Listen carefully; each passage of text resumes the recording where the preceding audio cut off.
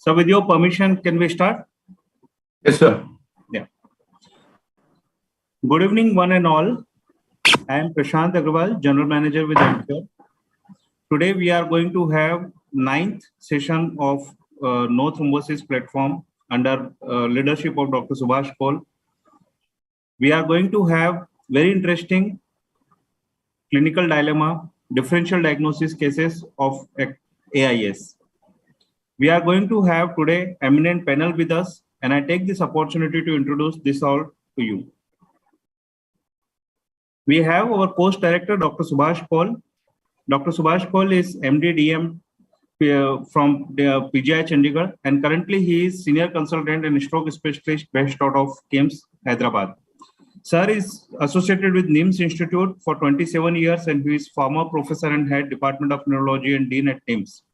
Sir has over 120 publications in national and international journals, and he is principal co-investigator of several national and international projects, including largest single center Hyderabad Stroke Registry, which is funded by ICMR. Sir is also state teacher awarded by Telangana government 2017. He is past president of AP Neuroscientist Association, past president Indian Stroke Association, and past president of Indian Academy of Neurology. Welcome on board, sir.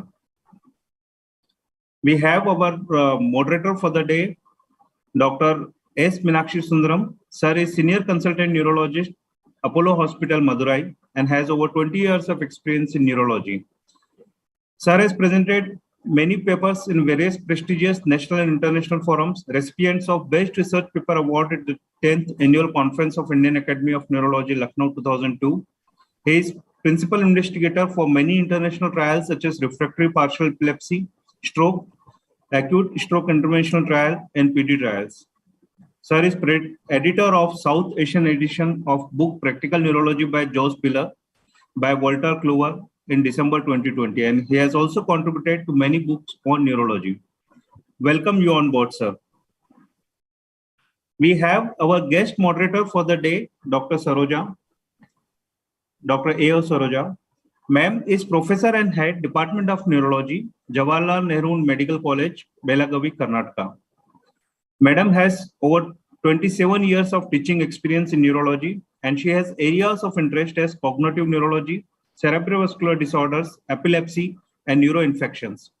Ma'am is being awarded with Best Poster in INCON 2022 and Best Clinical Paper 22nd World Congress of Neurology in 2015 at Santiago. Welcome you on board, ma'am. We will be having our first presenter, case presenter, Dr. Abhishek Wankar. Dr. Abhishek Wankar is consultant neurologist at Alaxis Multi-Speciality Hospital, Nagpur, and has various publication, poster presentation at conferences, and he has special interest in stroke and electrophysiology. Welcome you on board, sir. And we have today our second case presenter as Dr. Sastara P. He is an assistant professor at JSS Medical College, Mysore, and has various rewarding scientific careers in his journey so far. Welcome you on board, Dr. Sastara. So without building much, I hand over to Dr. Subhash Kaul for taking it forward. Over to you, sir. Yeah, thank you, Prashant. So those of you who have already attended this program or have been attending, you already know about this program. And those of you who are new, this is a program in which interesting stroke cases are discussed. So it's a very interesting and informative forum because, as you know, each stroke patient is different.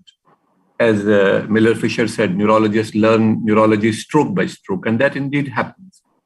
And a lot of times there are no clear-cut answers, no clear-cut guidelines for dealing with individual cases. So usually in our day-to-day study of textbooks, these cases do not come alive. But in forums like this, and there are very few forums like this, where cases are discussed. Otherwise, what is discussed is data. And data is an average of thousands of patients. So these individual scenarios, individual challenges get lost in that. Therefore, I think Emcure has done a great job in organizing this forum, which has been going on for many months now. In fact, I am in Goa today. There is a CONI meeting going on here. a neurosphere, and it's only debates. And today there was a debate that tenecteplase versus eltaplase. That is the usual debate, and in that the tenecteplase won hands down. So I thought Emcure team will be happy. So with that, I think I'm very sure today I welcome Saroja also. Saroja is a dear friend, and she is a very eminent neurologist. I know her. She and Ravi, her husband, they are all very eminent neurologists from Nimhans originally. So we welcome her also as a moderator, and of course my friend Meenakshi. So I hand over to them, to Meenakshi Sundaram and Saroja to take the program forward. Meenakshi, please. Madam. Thank you, sir. Thank you very much.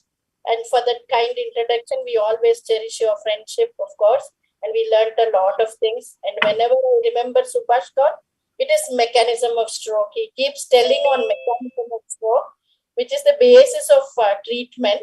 And I think we welcome both the speakers, and probably I think Meenakshi, we can welcome the first speaker to present his case presentation. Of course, madam. Please let him go ahead, please. Thank you. Thank you. And whenever I remember Subhash God, Dr. Abhishek, you will share the screen. Which is the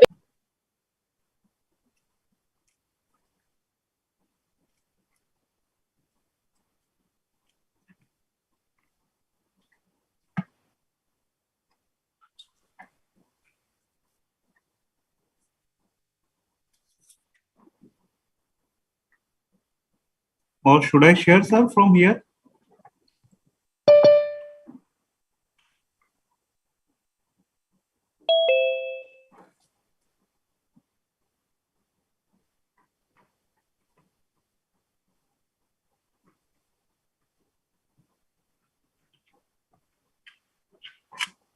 Yes, sir, your screen is visible.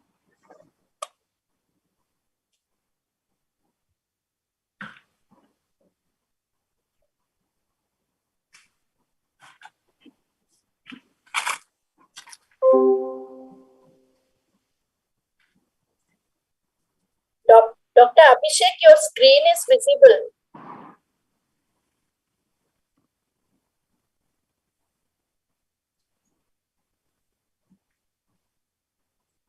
Dr. Abhishek, you can put this on slide mode so it's fully visible.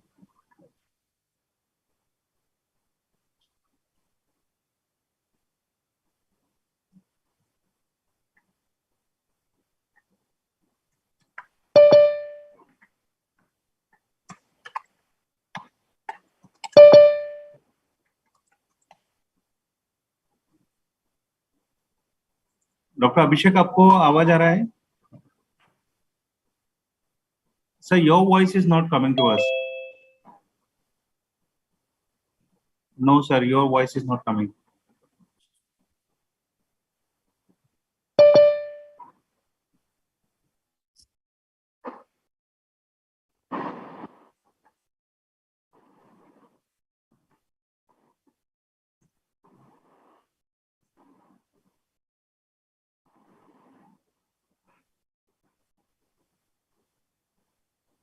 Means he has to stop sharing and resharing, correct?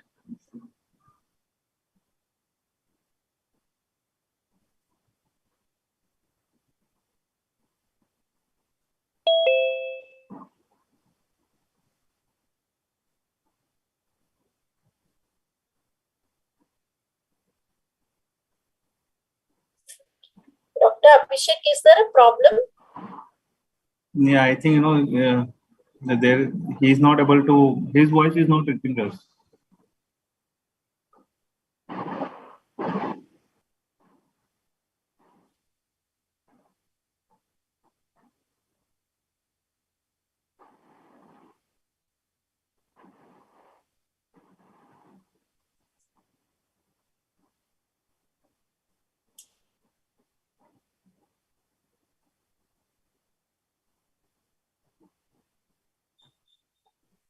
मैं phone करता हूँ sir को.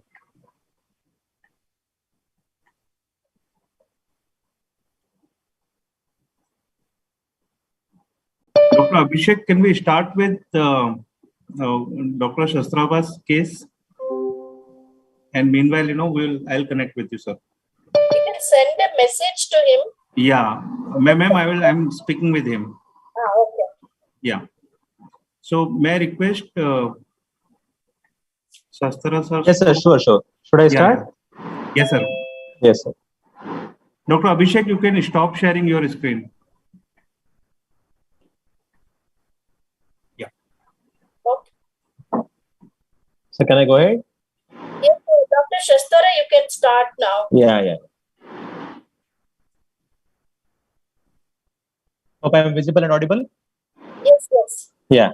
It is my proud privilege and it is a great opportunity in front of all stalwarts and extremely humbled for this opportunity because, Dr. Saroja, I know her personally. She is our teacher and all other eminent moderators and, Dr. Subhash sir, we all have heard you in various conferences and learned a lot in our student life. And I'm extremely privileged to get this opportunity as a young budding neurologist. It is a huge opportunity for me.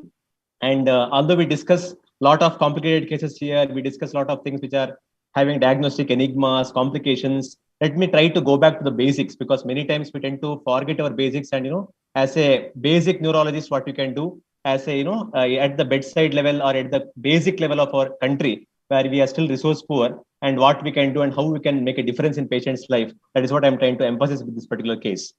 So the title which I gave here is Simple Case of Thrombolysis with Ample of Happiness.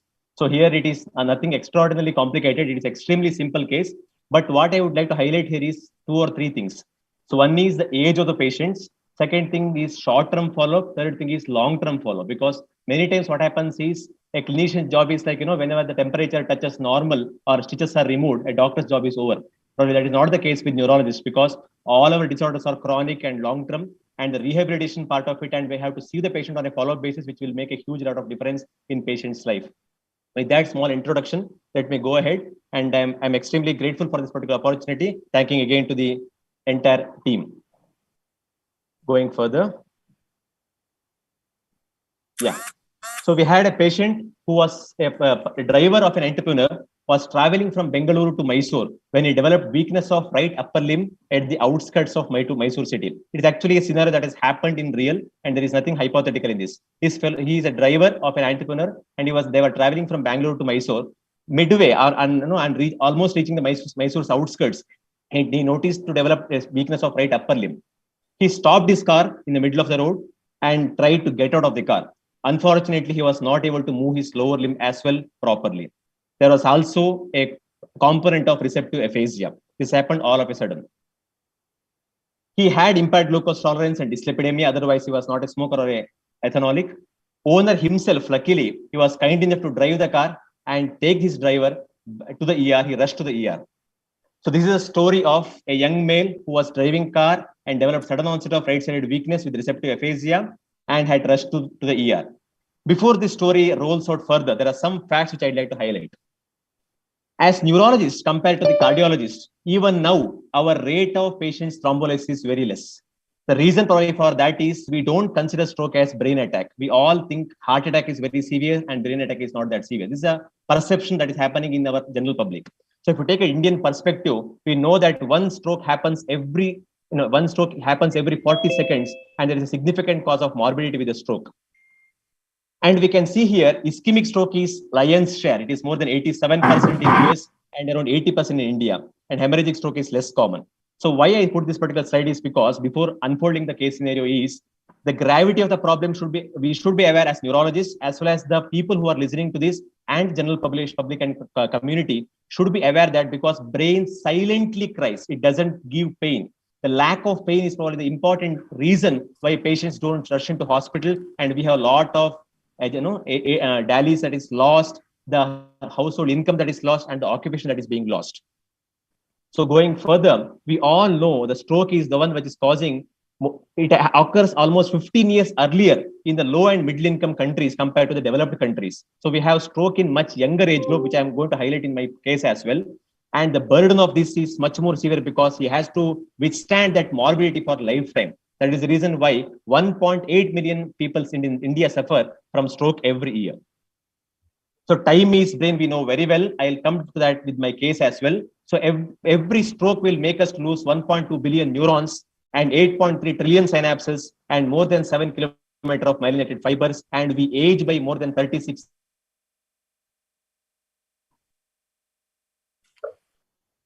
says more than 200 meters of myelinated fibers, and we age by more than 8.7 years. So time is brain concept is still relevant, although we have certain concepts which is talking against this with all our development of perfusion imaging and mechanical thrombectomy, which is not probably out of scope on today's topic. So we all should be aware before I go into the case that NNT is very important, because for the benefit of students who are listening to this, number needed to treat is extremely important. In thrombolysis case, in this particular case scenario, we put thrombolysis patient within 1.5 hours. As we increase in our time duration, NNT goes on increasing. If we thrombolyze at the uppermost window per period of time, that is 4.5 hours, it is around 14. Whereas from the 90 minutes to 33 hours, it is around 9. And less than 90 minutes, it is 4 to 5. So NNT is far less if you thrombolyze earlier, and higher the duration of the onset of dim symptom and the thrombolysis, that is low to needed time, the NNT goes on increasing, which makes a lot of difference in patient's outcome. So in this particular patient was conscious, obeying commands, but there was some amount of receptive aphasia as well. There was combination of receptive as well as expressive aphasia. I'll tell you the reason for that. And he had right hemiparesis of 4.5 and NH score of 8 out of 42. My highlight in this particular case is the videos, because I have closely followed up this particular patient on 3 consecutive occasions at admission, during the follow-up of 3 months, 6 months, and 1 year. We can see very clearly that on the first admission day, he was having a lot of difficulty in walking. He is having classical circumflexion gait, and he has difficulty in walking difficulty in gripping, as well as the fine coordinate movements in the hand were impaired as well. What was there in the imaging? Imaging was showing diffusion restriction with diffusion flare mismatch. These mismatches are very important to match a patient for thrombolysis. So more the mismatches, better for us. If there is a lot of collaterals, less infarct, better for us. Lot of penumbra, less score is better for us. And if you have advanced images like perfusion imaging and diffusion imaging, again, mismatch is better for us. Core volume mismatch is important for us. So if you have NHS mismatch with aspects is important for us. So a lot of mismatches will make our life easier, or that make the patient to match for a better prognosis. So in this particular patient, we didn't do a lot of advanced imaging. Again, I'm going to have emphasis because I am not talking in a complicated case. I'm basically highlighting on a simple case as a general neurologist, as a neurologist in a moderate, like a tier 2 or tier 3 city, how we can make a difference. Suppose we don't have a lot of advanced imaging, we don't have perfusion imaging, diffusion imaging, and so many other fancy things. Still, with the basic setup of CT or an MRI, how we can make a difference. In this particular case, we looked into a basic concept of diffusion flare mismatch. We all know very well that with increasing time duration, lot of emphasis is being given for this mismatches, because lot of trials like wake up trials where we try to thrombolyze patients when the onset of the disease is unknown. And many of the trials like recent Chinese trial where they have tried to extend the window period of thrombolysis, all of them have relied on this particular mismatch. In this patient, we can clearly see in the temporo-occipital area, in the junction, we can clearly see there is infarction, that is diffusion restriction, and the flare imaging, it is not very clearly seen. So this explains his right side weakness and the aphasia as well. As we know very well, the aphasia concept is a little bit blurred nowadays. We may not have classical Broca's, Wernicke's, and global, what we were talking earlier. It is more of networks and node hypothesis now. And you say this patient had got combination of both the types, and which like our classical MBBS teaching, things have slightly changed with the onset of with the functional MRIs that we could appreciate in this particular patient as well. So what is the message in this particular MRIs?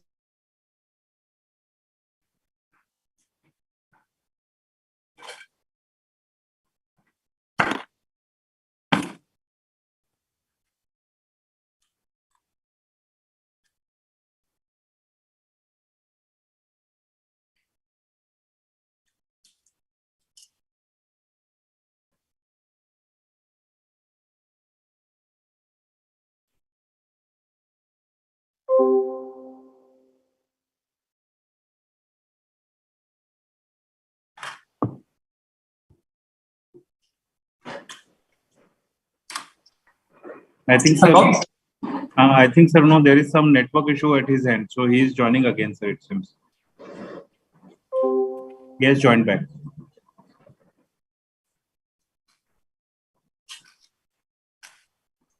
So thrombolysis has a lot of hurdles. You can see that, right? Dr. Shastara, you are mute.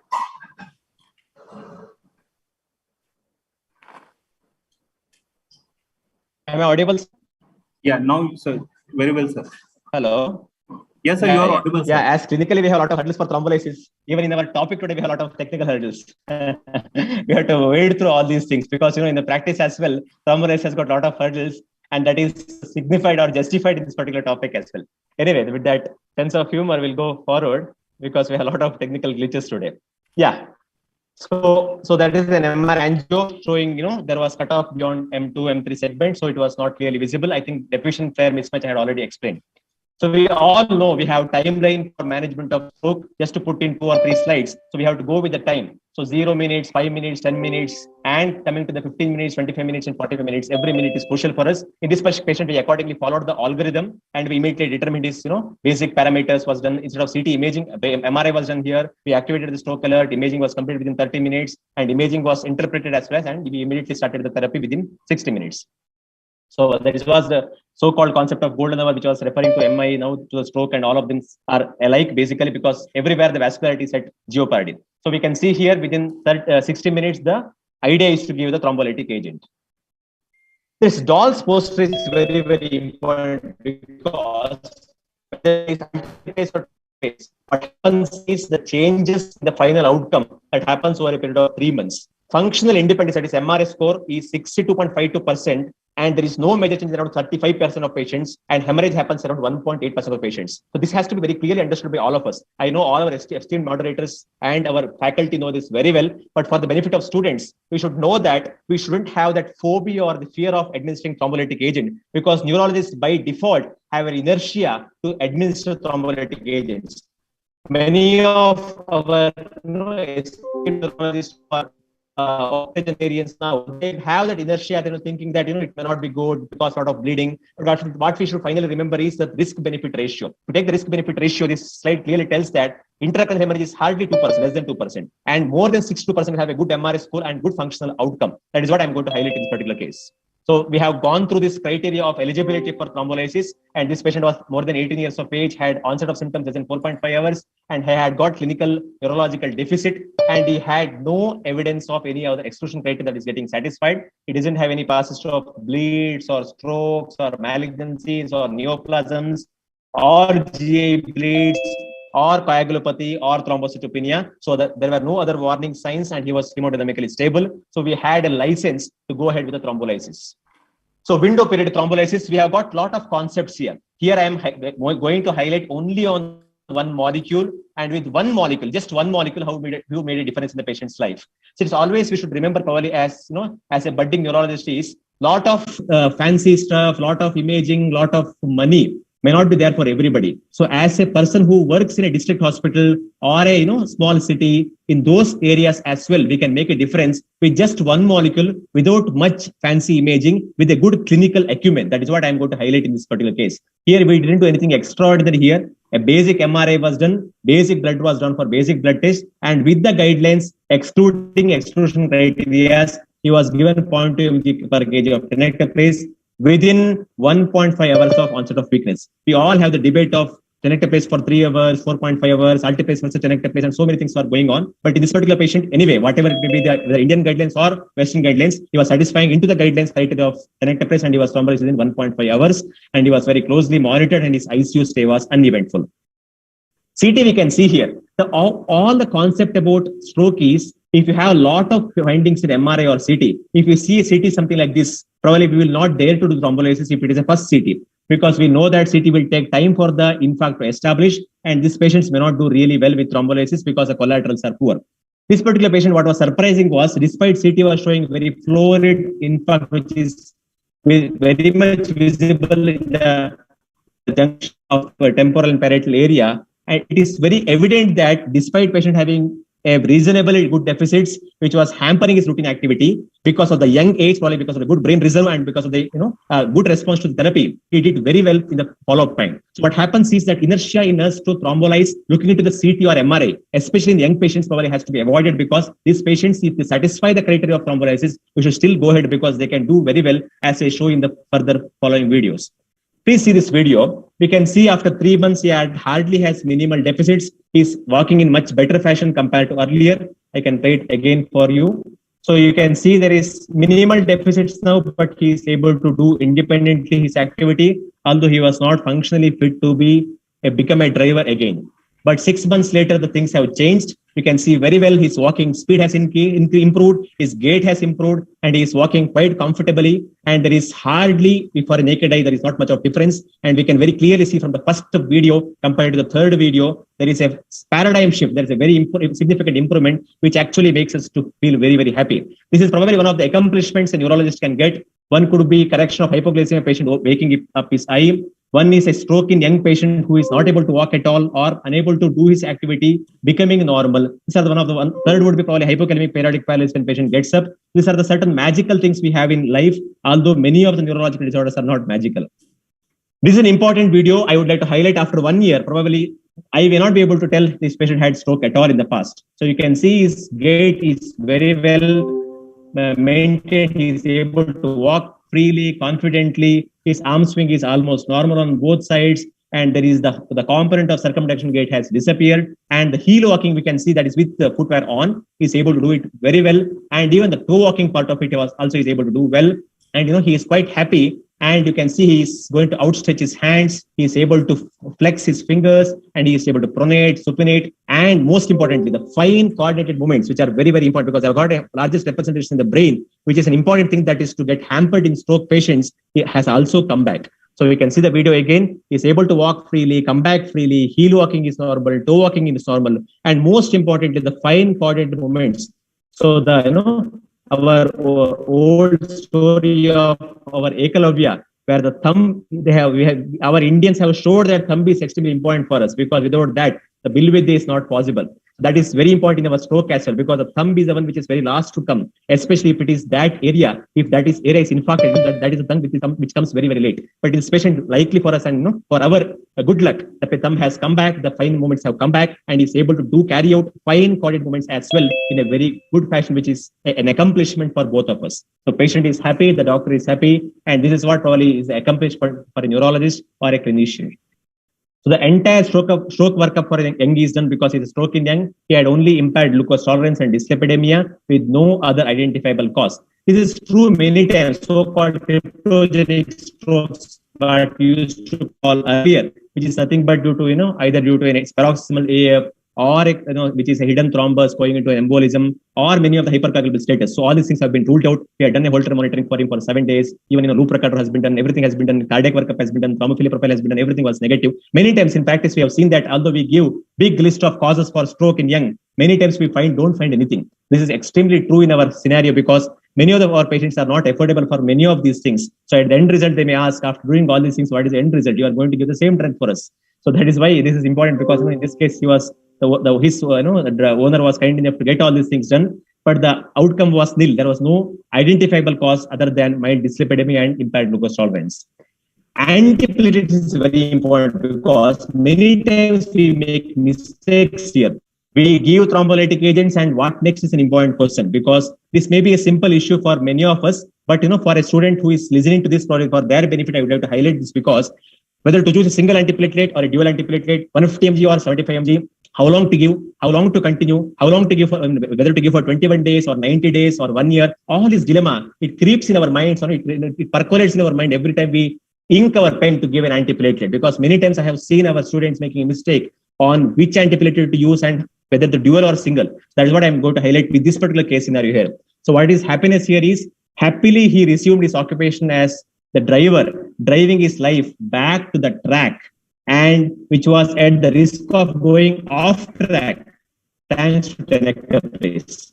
So his life, which was about to go off track, came into the track because of this bundle drug called Tenectase, and he was able to drive his car back, which was giving him the bread, the butter, and the jam of his life, and he could regain his occupation back so that he can work again. And I'm happy to know that even he comes for follow-up with me now, and he comes with his owner driving the owner's car, and it gives a lot of happiness as a clinician, and that is what I would like to share here. So I was talking about the choice of antiplatelets because it is a little bit out of context maybe, but it will complete the holistic approach of management, because all of us have confusion regarding the choosing of antiplatelets. In this case, he has got a significant intracranial large artery atherosclerosis, also called as LAO. So that is more than 70%, that is 70 to 99%. So here we choose dual antiplatelets for 90 days, followed by single antiplatelet therapy.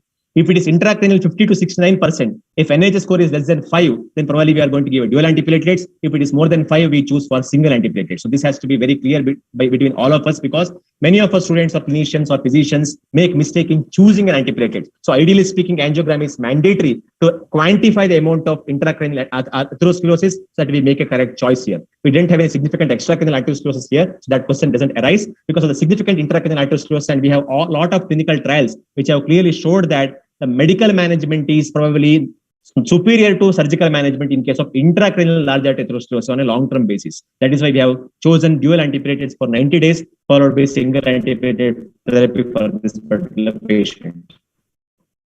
This is an important slide which most of our students should remember probably, because that will tell us about the use of antiplatelet agents. Hello. So Tenectase as a thrombolytic agent, few words I would like to put here with an experience of thrombolyzing patients. So we all know Tenectase versus Altiplase, and the large artery opening is around 6 to 13 in case of Tenectase in this particular trial. And we all know that recovery is much better in case of Tenectase compared to Altiplase with a significant p-value. The reason for that is more fibrin specificity, more thrombolytic potency, and more plasminogen activator inhibitor type 1 resistance, and fibrinogen depletion is less, PRT activity is more, clearance is around 1.9 ml per kg per minute, and half-life is much longer than Altiplase.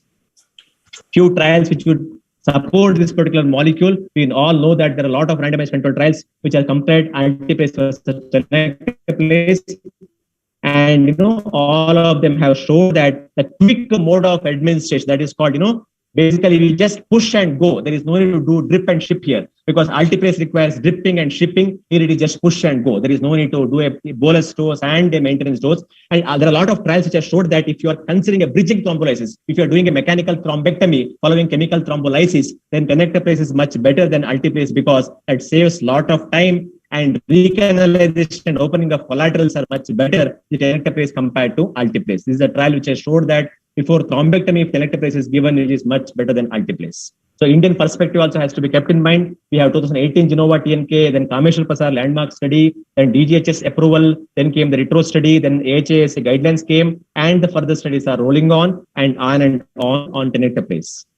So are we ready for clinical practice? Because many of the times, a lot of pressures, lot of rules and approval things, we have still with Altiplase. So we all know that it has got a longer half-life, increased specificity, reduced inactivation, and it has got both in vitro and in vivo. It has proven its efficacy beyond its doubt. It is basically give and go, not drip and ship, and lot of trials have showed its utility as well. So last few lines on long-term follow-up of this particular patient. Here, I would like to highlight 3 important dimensions in this particular case. One is a time frame. Second thing is age. Third thing is probably the brain reserve, because in this particular case, we are fortunate to get a patient very early in the course of the illness. Despite having significant neuroimaging findings, he did very well. And the long-term follow-up is very, very good. Many of the studies recently have showed that if you compare 2 arms of patients on long-term follow-up, for example, 6 months, 1 year, or 2 years, patients who have got thrombolysis will do much better, and their cognitive decline is much lesser as compared to patients who are managed conservatively or who are not being thrombolized. That is what these particular studies tell. Long-term follow-up is much better, and their economical burden is much lesser, and their morbidity is much lesser, and they would be still continue to remain breadwinners for the family, which can make a huge difference for a doctor as well as for a patient. Especially in stroke in young, the rehabilitation is much easier, deaths are much lesser, morbidity is much lesser, And because of the probably the good collaterals and brain reserve, they do very well on long-term follow-up as well. So that is a conclusion. So we have a short preparation time, no requirement of infusion pump, lot of money is being saved, less of unfavorable outcomes compared to Alteplase. And this is the reason why probably Tenectase has to be chosen as our first line of agent. And my simple message in this particular case is, it is not a complicated case. It is a case which we see on day-to-day basis. But the importance of highlighting this is a young patient who comes in a window period of stroke. We need to disseminate the message of brain attack much more in the general population. As a neurologist, it is our duty probably to disseminate this particular message, because young patients do extremely well despite having significant neuroparenchymal findings of infarction, and they probably do much better than patients and the same age, patients of elderly age population. That is why probably the collaterals and brain reserve are the key elements where patients can do much better compared to the elderly population. That is the message I would like to give in this particular case. Thank you so much.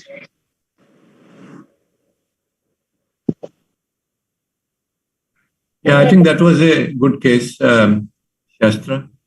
And I think one good thing in this patient is that he received the thrombolysis quite early.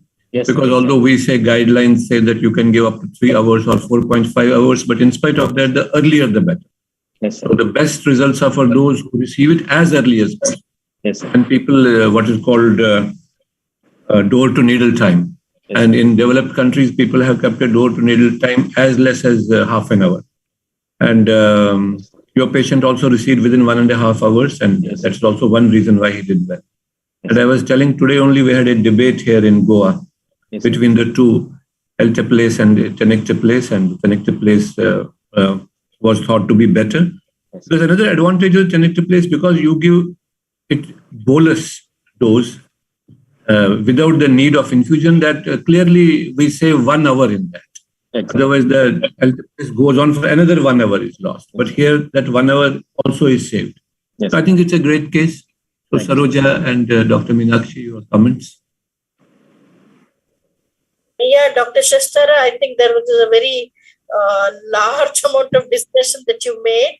Thank you very much for that. And we don't have time for questions for this thing because time is short. We will request the other speaker, Dr. Abhishek, to present his case.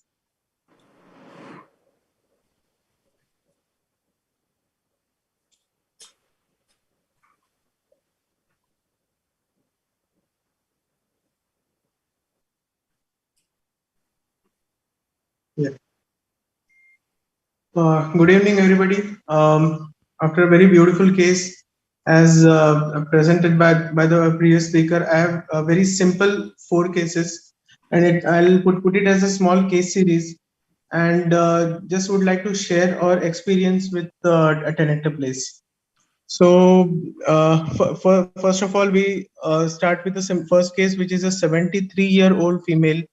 She developed right hemiparesis 3 hours back associated with dysarthria. She had a lot of comorbidities. She was a known diabetic. She was a hypertensive, chronic obstructive airway disease, chronic kidney disease, and she came with an NIHSS of 8. Her blood pressure was very high, 182 by 120. So we had to lower her blood pressure, giving her lobetalol. We did her CT head brain, which did not show any significant abnormality. However, patient had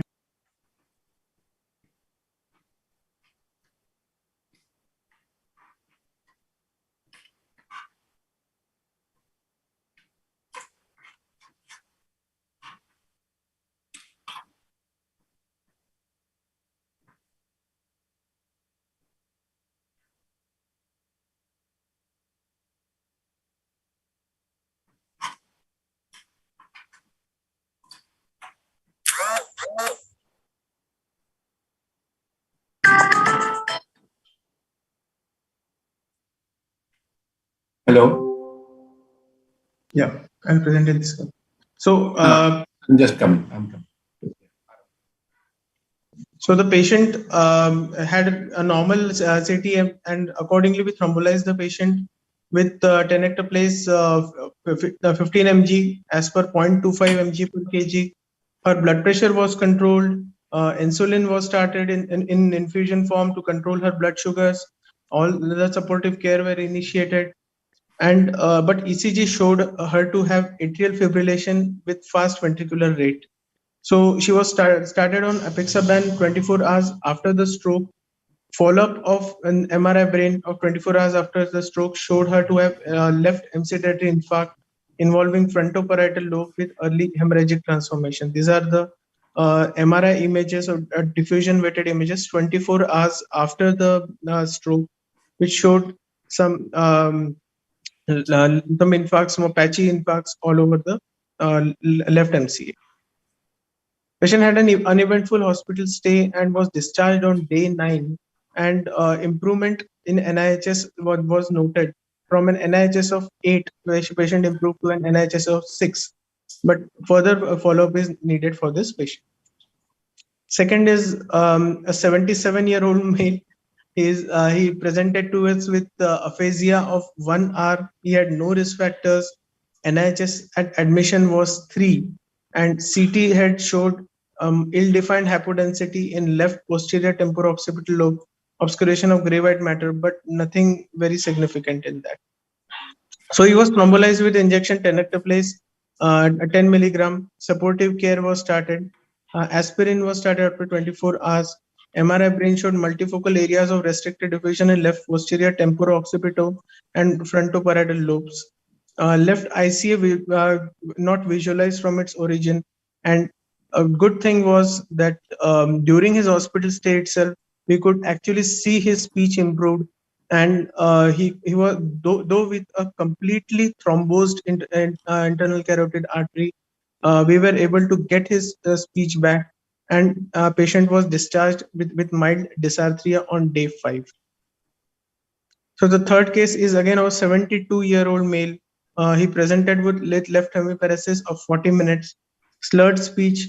He had multiple risk factors. He was a known diabetic, hypertensive, ischemic heart disease, post coronary angioplasty in 2016.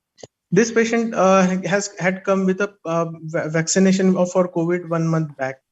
His blood pressure was on the higher side. RBS was 205. NIHS at admission was 4.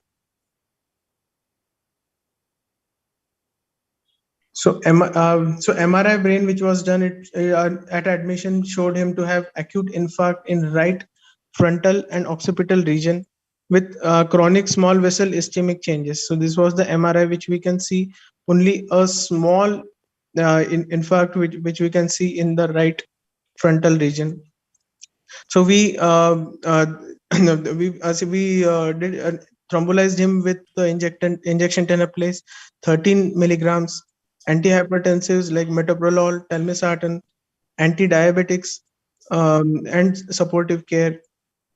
But however, when we repeated the imaging after 24 hours, we saw progression, as we have seen in numerous patients of stroke.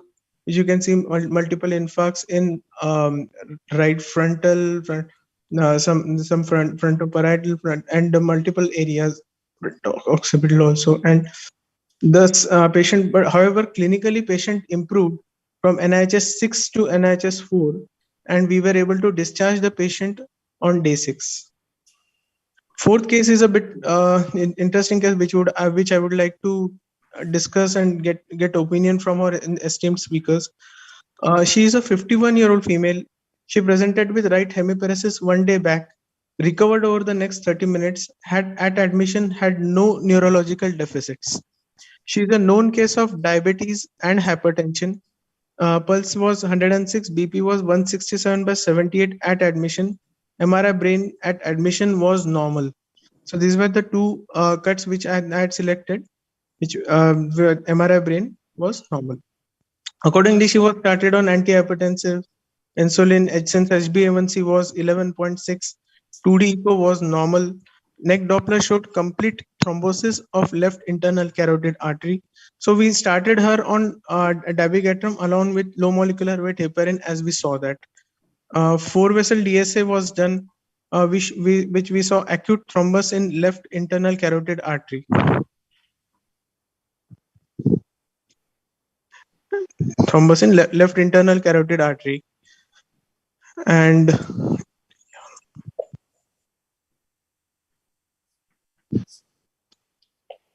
but however, 12 hours later, a patient developed right hemiparesis lasting for 1 hour, and her NIHS is 6 and NIHS was 5. So we thrombolized her with a tenectase of 12 milligrams. And after 24 hours, we started her on nimacomalone with a targeted INR of 2 to 3. Her hospital stay was uneventful, but she developed these infarcts on 24 hours after the first MRI. So our question in mind was, when we got an acute thrombus, should we have done anything different or not? And with this, I would like to discuss this patient whether we did anything wrong by starting antiplatelet this neuro-oral anticoagulants with heparin, or we should have done something different. So I would like to discuss this case. Meenakshi, you want to take it up? Yes, sir. Thank you, sir. So the proof of the pudding is how you get the result. And when you're discussing about the fourth case, I really am very happy you got a great result actually. But Yes, I would sir. have viewed it differently, and I have a different viewpoint there. Yes, sir. Whenever we have an acute thrombus, yes, in a patient who has got an acute thrombus, especially a red thrombus, as you saw, we would also be tempted to use anticoagulation. Although in the routine management of TAA, anticoagulation is not, so-called within quotes an approved therapy. You need to give antiplatelet. There are two reasons. Number one, trials did not show consistent benefit with TAAs when they are treated with anticoagulation. Previously, if you remember, all TAAs would be treated with anticoagulation. But then when we saw the results of various trials, for instance, even an IV continuous heparin did not prove any benefit in TAAs, and even in recurrent TAAs, what it did was it hindered our need to thrombolize these people when they developed in-hospital stroke. Because once heparin is on board, unless the APTT is permissive, we will not be thrombolizing. So the idea of using heparin in TAAs, we were not very comfortable because of this single reason. However, when we see a red thrombus, as you saw, an acute thrombus sitting there, maybe we will be really tempted to use heparin. However, using heparin as well as dabigatran together, that would be really difficult because both are very powerful agents. Fortunately, even when you use dabigatran and heparin, both out of the box, I must say, especially because there is no data which has shown that in fact they can be given together. In fact, if you have to switch over from one agent to another agent, you should give sufficient time and then switch over. That is how the rule goes. So despite that, you got away because there was no hemorrhage. And surprising in this patient is that even when the patient was on 2 anticoagulants, the patient had a stroke, ischemic stroke. Again, there was a surprise for him because when the patient is on dabigatran, one of the criteria we use is when the patient is on dabigatran, either we don't thrombolize because it is still not within the books, or you use idarucizumab, you try to reverse that, and then you give this one. There are 51 patients which were studied in this manner, which did show benefit, but we are not sure whether we can extrapolate to all our practice straight away. So lucky for you that nothing happened, and the proof of pudding, as I mentioned, is that you got away with this because there was no hemorrhage and the patient also became better. And now the patient, if there is a thrombus, we would give for 2 weeks at least, we would give anticoagulation and then we would stay with the antiplatelet. That would be a strategy in the case which you presented. We will take opinion from Saroja madam and sir. Thank you very much. Yeah, I think I would very much agree with Dr. Meenakshi because I would have been very skeptical to start newer oral anticoagulation along with low molecular heparin. I think I am not sure what made you choose both the drugs at the same time. And fortunately, as Dr. Meenakshi was saying, it's still thrombolize. This would be one of the contraindications that within 24 hours you started both the drugs and then you would like to give thrombolysis. I would be very, very skeptical about that. And then I'm sure you would have also had that dilemma when you started in the beginning, when you saw the ICA occlusion. But the thing is that, 24 hours was there between the onset presentation to the hospital, the patient already had left hemiparesis. So why did you not thrombolyze in the beginning within 24 hours? Was there any contraindication for thrombolysis? Madam, at presentation, patient had a transient ischemic attack, which had improved over the next 30 minutes. And her imaging was done at admission, which was unremarkable. Okay. But then you do not know when she developed. Are you very sure that you could document when she developed the stroke next day? Like, in between she was okay and then she has developed, or it was like... No, she developed the stroke in the hospital itself while she was being worked up for a TI. Yeah, okay. So this is little controversial, using oral anticoagulation as well as concurrently you're using low molecular weight heparin. Means I would be skeptical doing that.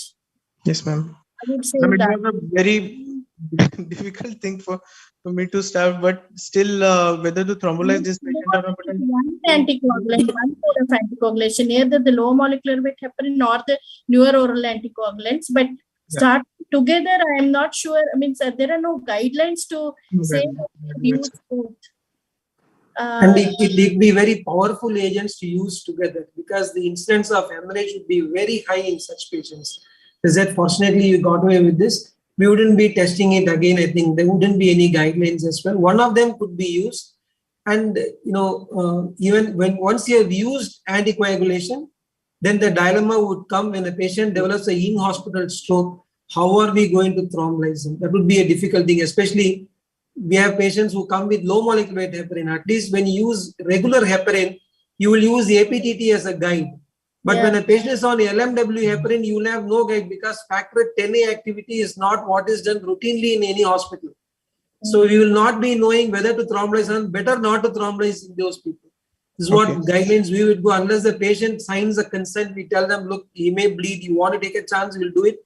And nobody would actually be willing. But when he's on dabigatran, then studies have shown that you could reverse it quickly with idarucizumab, and then you could thrombolyze them with good results actually. Patients have shown good results. Yeah. And to Dr. Abhishek, I had one more question regarding the first case. No, it's very nice that this lady did well despite having comorbidities like and all those things. And she had a asymptomatic intracranial hemorrhage, isn't it? After thrombolysis. Hemorrhagic transformation, ma'am, but no hemorrhage as such. Hemorrhagic transformation only. Yeah, we would be little worried to start the oral anticoagulation so soon. She had non-valvular atrial fibrillation, or what was it? Non-valvular atrial fibrillation. Okay. Yeah, and then patients with uremia probably have more propensity to bleed compared to the other people. Yes, ma'am. But then it was nice that she could improve from, did not deteriorate. And it was nice. That first case was little challenging. The second case, I would still, the fourth case, I would still be, I wouldn't agree with whatever you did. Actually, it was different times, different measures. You must have been in a dilemma, I understand. Yes, like you said, we should be able to, stick to guidelines when it comes to a situation where you can take help from the guidelines rather than take a step giving these two together. I would reserve that. Yes, ma'am. Yeah. Sure. Sir, can we listen to our boss, sir? Yeah, I completely agree with you.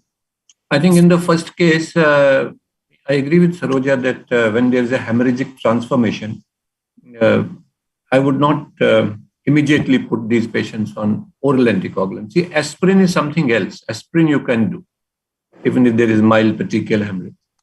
But oral anticoagulants, otherwise also, even if there is no hemorrhage, you don't start them right away.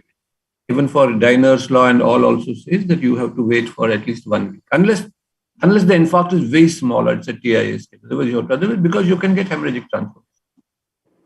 But your fourth case is definitely, this is for all of us to learn what we should not do.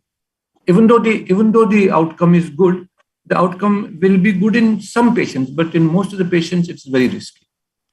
So, I just echo what our other panelists and moderators have said. The universal recommendation for all ischemic strokes, irrespective of whether there is a thrombus or what is in the heart or what it is, to give ecosprin 325 milligram on day 1. This is class 1A recommendation.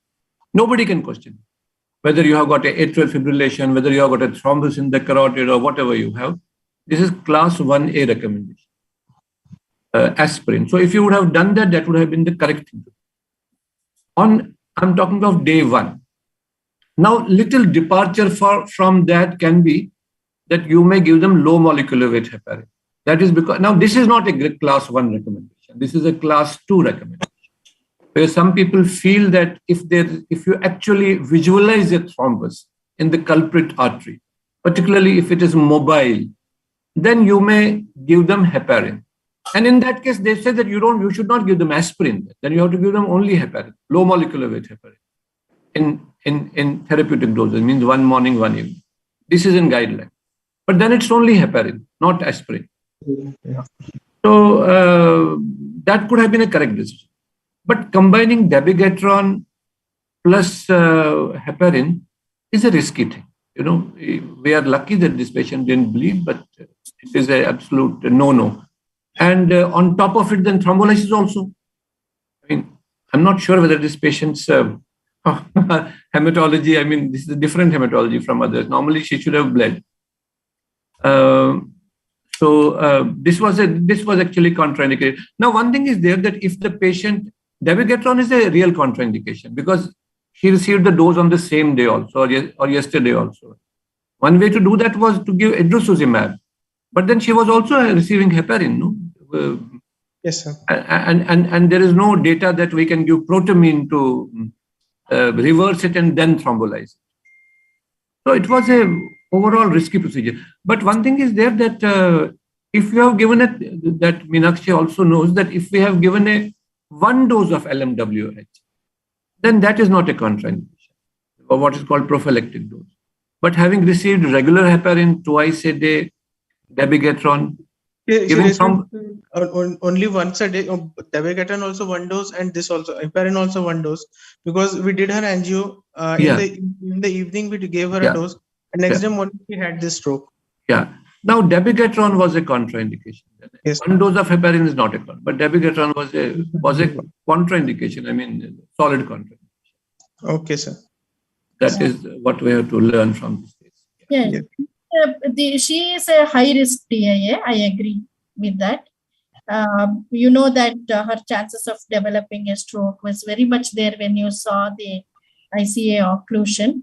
But as Dr. Subhash Kaul sir is saying, I think we cannot be so Herculean in the beginning and taking a risk like that. We can watch for the thing. I mean, for the risk of infarction within the next 24 hours. But I guess we can learn from this patient what not to do. Yes, sir. What some people would have done in some case, some centers, not everywhere, in some centers when a patient is on dabigatran and there is a complete occlusion, some people would try and attempt a mechanical thrombectomy. Yes. Although mechanical thrombectomy is best done in intracranial occlusions, but now it can be attempted even in extracranial occlusions also, and to pull the clot out, suck the clot out. That is not a contraindication, even if a patient is on dabigatran or heparin. All that could have been tested, but then that depends upon the availability of the intervention. Yes. Yeah. There are 2 questions in the chat box, sir. Yeah. I'll read out. First question is about the antiplatelets. And sir, what is the dose of antiplatelets in case we use dual antiplatelet therapy? Dr. Ritesh has asked this question. And then there is another one. First, we'll take this question, and then we'll go to 2 other questions, sir. What is the dose of antiplatelets in case we choose dual antiplatelet therapy? Yeah. Now, one point I would like to make, one disclaimer, that when we give, it depends on, the question is about double antiplatelets, right? Yes. The question is about double antiplatelets, right? Now, double antiplatelets should not be given this I'm just telling as a general rule, should not be given immediately after thrombolysis. These double antiplatelets, we must remember, they are for minor strokes. They are for TIAs. Minor stroke means less than 5 or less than 3 even. The latest one is less than 5, this ticagrelor.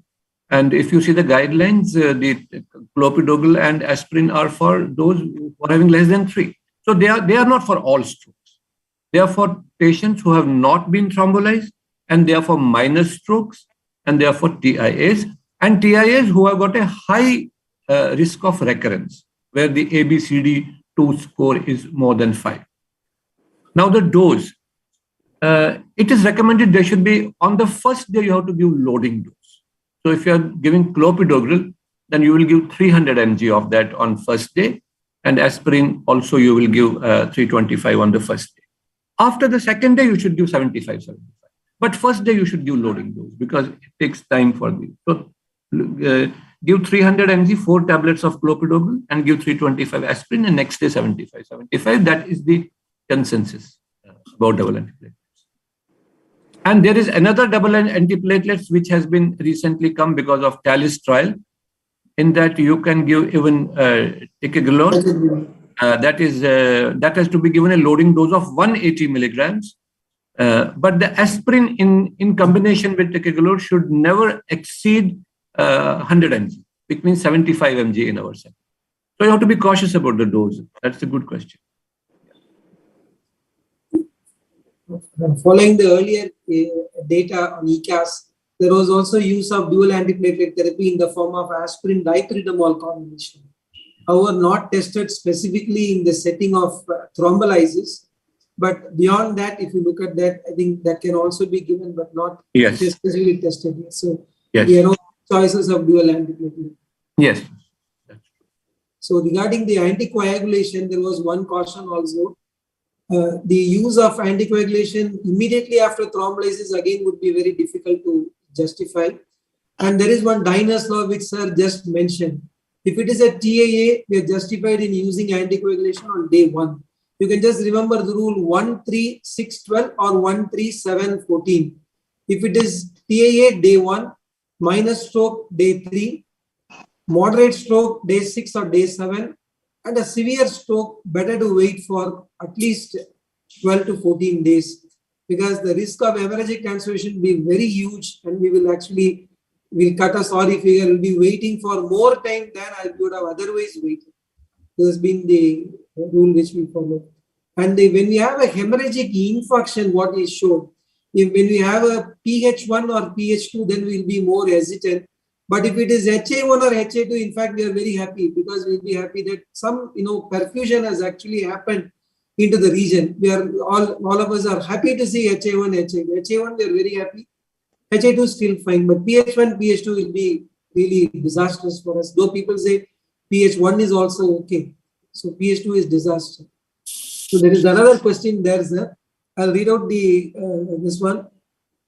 The question is, if a patient has got recurrent TAA despite giving loading dose of antiplatelet within 1 day and has no neurodeficit at presentation, should we wait for another event, or we should be thrombolized?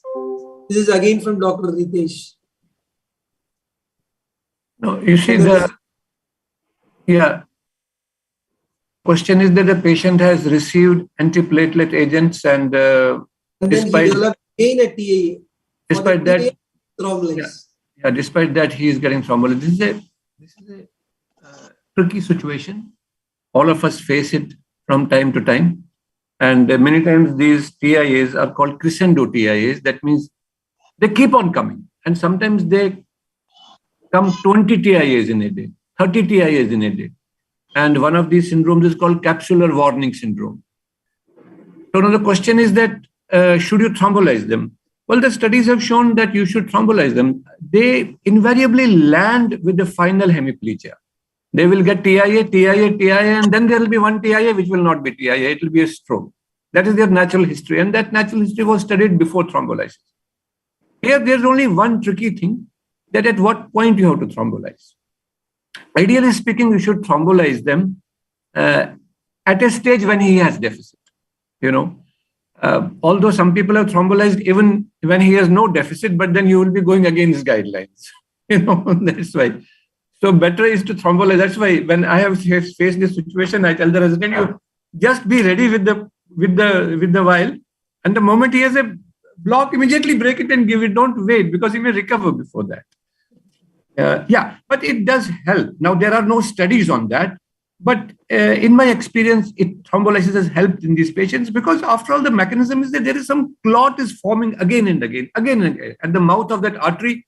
That clot is dissolving, then it's again forming. Then the clot is dissolving, then it's again forming. So once you are giving a thrombolytic agent, it dissolves it. It will not assure you, it will not guarantee you, but you have to consider thrombolytic agent in this situation, but preferably give it at a stage when he is having the deficit. Yeah, Meenakshi, have you faced these situations? What do you do? We have made our own thoughts, not guidelines, thoughts. What we do in our hospital is that I keep a guideline of about 20 minutes based on studies that when TIAs have lasted at least 20 minutes, they are likely to be more often associated with diffusion-mediated abnormalities and likely to be infarcts. So in our hospital, when they have recurrent TIAs, I tell them, wait for at least 15 minutes. But at 15 minutes and beyond, if a person has got, our MRI is just one floor down, you can easily take them. And we have always a green channel, good friendship with radiologists. So 15 minutes beyond, if a deficit lasts, then immediately we take them for MRI, look for deficits. With that case, if there is an infarct, then we'll be more tempted to thrombolize. 20 minutes is a guideline which we keep, not guideline, an arbitrary cutoff, sir. But when they recover within 20 minutes, then we remain happy and we do not thrombolize them. But again, every time explaining to the family is a very, very, very difficult situation, sir. And I've seen this with my own eyes, that patients who come from outside are at actually their favorites, because when they enter the emergency, they receive all the attention and they get thrombolized. We miss out on patients who develop stroke inside the hospital, because our recognition is lesser than the patient's recognition per se. So majority of the times, we have found it useful to keep them in the eyes of the patient in a ward where they stay with the relatives than putting them into the ICU. Keeping them at TIAs into the ICU is disastrous, because we don't really pick them up, sir. In the night, we do not know, or every time the patient be woken up 24 hours, they will not sleep. If you put them every half an hour, you do a NIHSS or D for weakness, they can never sleep for 24 hours. More disastrous, sir. This is what we have seen in the room. What does madam say? What I would say is that, okay, from where is this TIA coming? That's what you have to see. Probably look at angiogram, CT angiogram, and demonstrate. Supposing there's a definite occlusion is there, I think still you should ask your interventional people to look at that, whether you can take it out, because it's just TIA and you already have a source. Supposing you're not able to find a source, yes. And we know that dual antiplatelets or single antiplatelet, it's not that 100% of the time they're effective in preventing another stroke. It's not just because we put dual antiplatelet, that patient is not going to have TIA at all. We know that it's about 25 to 30% that the chance reduces, but it's not that 100%. Most of the time we are happy doing it, because some people may, develop a stroke later. So here I would be looking at the source of embolism and then taking a call on that, rather than just deciding whether you should thrombolize them or you should go for mechanical thrombectomy. I think we should look at that part and then decide the further management. And we should know that just this dual antiplatelets are secondary prevention and not 100%. They are going to reduce the risk of an infarction. This is what I would say. Thank you, ma'am. There is another question, sir. Can I read out, sir? Yeah, please. Low NIHSS in cases 2 and 3. What is a panelist's view on advancing with thrombolysis with mild stroke? So you can answer that. You can answer that, Meenakshi. Sir, thank you for the opportunity, sir. So my basic rule is that whatever is that, if there is a stroke, if there are deficits, I would thrombolize. That is my personalized view. But then when you look at the literature, whether low NIHSS should be thrombolized, the answer is that if the person, there are criteria to say what is a milder stroke.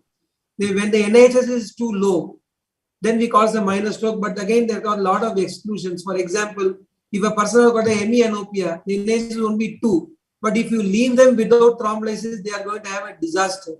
Yes. So any patients who have got a low NHSS, excluding a hemianopia or an aphasia, they should be thrombolized. But however, even there they say that you can exclude them, but if the patient says that whatever deficit, for instance, even if there is a minor sensory symptom, and for you and me, a sensory symptom may qualify for NHSS 1. But if a sensory symptom is there, it can be so annoying. In fact, Professor Dr. Kaul sir mentioned in one of the previous meetings about this. Why should you leave them in the window? There is no need to actually leave them. And sir also shared his experience about thrombolizing them. What is wrong? If a person has got an infarct and the pressure deficit, it may qualify for NHS 1, but the patient is right there. What is guarantee? Patient will not further press. Previous data on risk patients, the so-called rapidly improving stroke symptoms. What do we do with them? Do we thrombolize them just because they are improving? The fact is that even when they are not thrombolized and they were observed, it was seen that many of them, a big chunk of them actually could not even be discharged home. They actually went to a hospice. So my take on that will be is that by definition, low NHSS less than 3, which are non-disabling in nature, they may be left back, but there is no reason for us to leave them because low NHSS means the chance of bleeding is also very low. What may appear disabling for us is not what will be perceived by the patient, and I will be tempted to thrombolize. Sir also mentioned this in the previous one. Am I correct, sir? Yeah, absolutely. Yeah. Okay. So regarding the first speaker, I had one question to ask you, sir. That person was a very young man, and whatever was presented, the first speaker when he presented, when he presented that, the point was he had an intracranial disease he showed, ICAD he showed. So he could just highlight to us what was his thoughts on intracranial artery disease in a young man like that. Is he Shastara. there? Oh, Shastara. Dr. Shastra? Dr. Shastara, I think, he is disconnected, sir. Okay, because he mentioned about an intracranial arterial fluid. I mean, there was an ICAD. So, but he mentioned that there was only one side that was affected. It was a young man. So I was just wondering whether it was actually a migrainous infarction or something, sir. Any thoughts on that, sir? Would have been that or anything else, sir? Because no, why should a man have a single large occlusion on one side, being so young, presenting with stroke, with other vessels being normal? Dyslipidemia was there for him. This man had dyslipidemia. Already some risk factor was there for him. No, I think the first case is probably hypertension, diabetes also. That's what I noted down. He mentioned only about the dyslipidemia. Madam, when we looked at the data on dyslipidemia and stroke, the association with dyslipidemia with atherosclerosis is very strong. Yes. But the association of dyslipidemia with stroke is not very strong. Only when there is an extreme dyslipidemia, cholesterol more than 340, 350, LDL more than 200, if that extreme forms of dyslipidemia as it is fine. But when you look at the majority, they have a total cholesterol of 220 and LDL of about 120, 130. So he did not qualify what was the degree of dyslipidemia in that case. And again, the thing was that only one vessel was affected. If dyslipidemia, I would have expected that the other vessels also showed some abnormality here and there. Say 30% on the left side, 40% on the right side, then it is okay for me. One vessel having almost complete occlusion, near occlusion, another vessel was normal. So I was wondering whether it was migraine, dissection, conditions like that, rather than dyslipidemia related stroke. Correct. I agree with you. Meenakshi, you're right. Yes, we see these young patients coming with this ICAD, and then we see here at least we are looking at that. We see them to have this tobacco consumption, homocystinemia. We see very young patients, 18, 20 and all coming with this ICAD. Probably he told all the risk factors were looked for, and then they did not find. So I wonder whether there was any prothrombotic state. We are not sure about that part. Anyway, I think he has left hand. But for those who are attending, it's important to do complete investigation. A lot of times it turns out to be dissection.